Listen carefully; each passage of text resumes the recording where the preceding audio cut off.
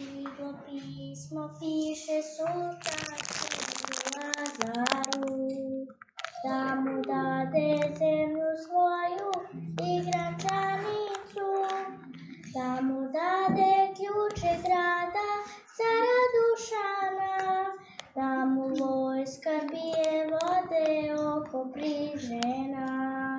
Čita Lazar, gleda svoju lepu milicu, kraje moka traži sina ime Zimicu.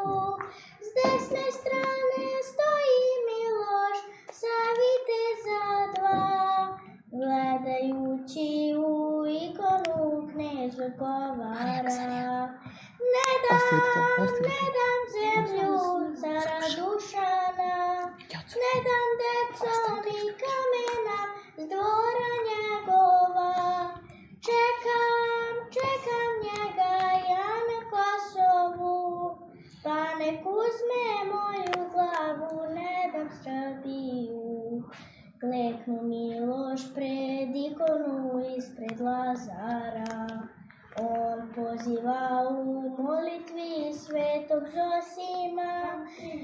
Neće sultan vodu piti pokraj Prizrena, ne damo mu ni kamena cara Dušana. Tebi kneže zavidajem, nek zapamte svi, baš će sultan ispred tebe pre nek padneš ti. Za tebe ću i kršćasni život predati, pa ćemo se svi na nebu večno sastati. Ne dam zemlju cara Dušana, ne dam deco ni kamena s dvora njegova. Čekam njega ja na Kosovu, pa nek uzme moju glavu, ne dam Srbiju.